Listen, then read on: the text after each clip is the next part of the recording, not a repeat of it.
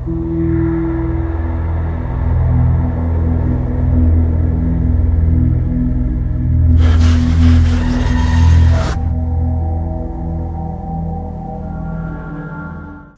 what's up guys, it's X-Rays and welcome back to a new zombies video. In today's video I'm just going to be covering my thoughts on Black Ops 2 zombie maps. What did I think about them, the structure, what did I think of how big or small they were, what did I think about, you know, just my final verdict on how the zombie experience was for Black Ops 2. I've been playing zombies since World at War. I played it in World at War, I played it Black Ops, I played it Black Ops 2. And I'm going to give my opinion, and this might just be because I played zombies from before, so, you know, again, this is all opinion. This is not me trying to force something on you. I know a lot of you guys might have some maps that you guys thoroughly enjoyed, but I absolutely hated. So let's get straight into it. The first map that came with Black Ops 2, the first zombie map, ended up being Transit. And I think I think the majority of the community agrees with me that Transit was just not a good zombie map. Now, a lot of people are like, you know, sometimes I see comments of people saying, what are you talking about? Transit is my favorite map, or, you know, Transit was okay. But honestly, Transit was just, for me, it was such a boring map. It was too slow, it was too big at the same time. And that probably sounded like a sex joke. But, you know, the map was too big. There was too much to do. Who the hell wants to build the Pack-a-Punch machine? Who the hell wants to go through the bus, do all this extra crap? The fog was horrible. The denizens that would pop up from the fog was just an absolute horror. You didn't want to run anywhere. You didn't want to do anything. And for me, Transit, when that map first came out, at first it was like, oh, cool, you know, whoa, it's so big. And nope, not a good map. Not a good map for me, and for the majority of the zombie community. We all have to say a hell no to that retarded ass map. Again, my opinion. You guys could say that it's the best map, but whatever. So that was Transit. I did not like it. Moving on to the next map that came out, we got Die Rise. Die Rise, this one is a little bit complicated. I liked it, but at the same time, I didn't. I don't know why. I kind of felt like the whole aspect of you running to one building, having to use a buildable to get yourself across to the other one, or you wait on a specific elevator to get to the top that in the end could also crush you. I kind of felt like there were too many things that were reliant on luck on Die Rise. I kind of felt like if you got lucky, you got, you know, Juggernaut real close to the first building by where you spawn. You got really lucky if that happened. You got lucky if, you know, if the elevator came to you on time while you were, you know, maybe running a train or something. I kind of felt like that map was a little bit too reliant on that. Other than that, I thought the structure of the map was pretty cool. The idea of, oh, here we go from the trailer, verticality. I thought it was a pretty good idea that they implemented, but I just kind of felt like maybe since it was their first time ever trying to do that, that it was a little bit harder than they thought it was going to be. And honestly, I don't know. I thought Die Rise was okay, but it wasn't an amazing map. If I had to give it out of 5, I'd give Die Rise a 3 out of 5. For Transit, if it was out of 5, I'd say 1 out of 5 for Transit. I'm not going to give it a 0 because you could split it apart and do like town only and that kind of stuff, which is kind of cool. But, you know, the whole gigantic map in general, 1 out of 5. Next map that came out, Mob of the Dead. This one was actually a really cool map. I actually liked it. There are only a few things that I didn't like about it, which I'll discuss real quick.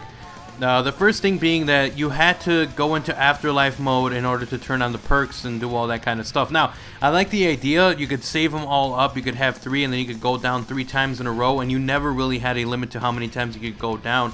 The new perk that was there, Electric Cherry, was pretty cool. The Acid Gat, the fact that the zombies had red eyes, just the fact that it was Alcatraz too was just freaking awesome. I just kind of felt like the gameplay was too slow because of the fact that you had to go into afterlife mode in order to be able to turn on perks, do all that kind of stuff, and you had to build a plane to get to the actual bridge in order to pack a punch. And I don't know how I felt about all of that. You know, I come from a time when it was just, you know, you link up the teleporters, that's it, you go pack a punch, you throw as many grenades as you can, you know, more referencing towards Kino der Toten. And, you know, you would go back in some areas, it was just really, really easy to pack a punch.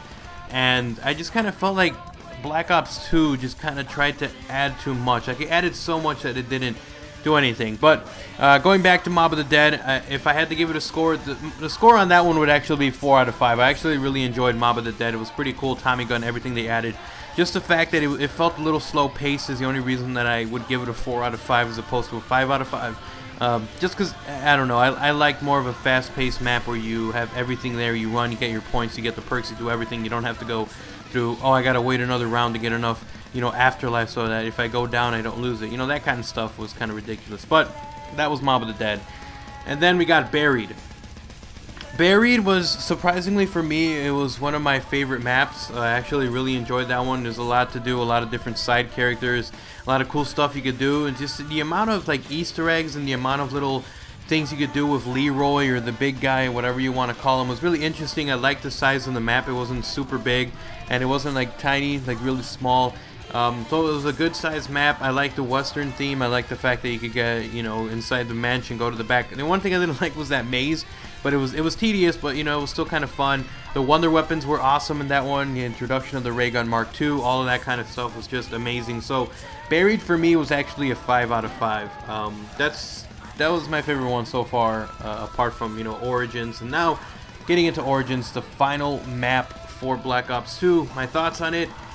I actually like Origins, but you know, the same deal I had with Mob of the Dead, and this is probably because it's also made by the campaign team, the whole having to turn on every generator type thing, I mean, it was kind of cool. The idea is kind of cool. I like it, but at the same time, it was kind of like, you know, I gotta go to red generator this, and then it's gonna get attacked by zombies, and you know, the pack-a-punch surprisingly easy.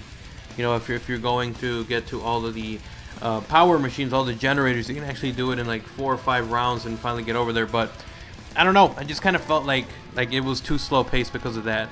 The one big thing that Black Ops 2 had was they tried experimenting with making really big zombie maps.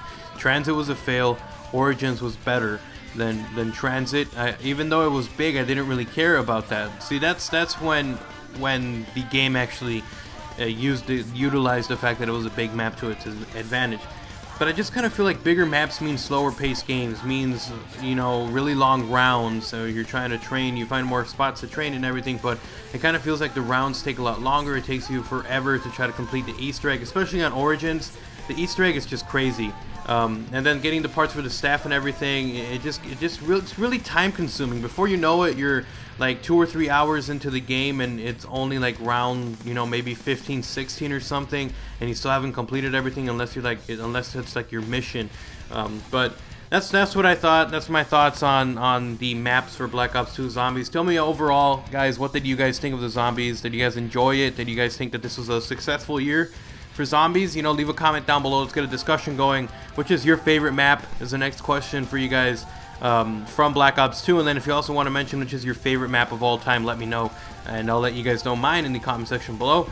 And I hope you guys enjoyed the video. I'll see you guys tomorrow with a new video. And yeah, I hope you guys enjoyed the video. I'll see you guys next time. I'm Xer, I'm out. Remember to slap a like and a favorite. It helps out the video a ton. And if you guys are new, feel free to subscribe. So I'll see you guys next time. I'm Xer, I'm out. Peace.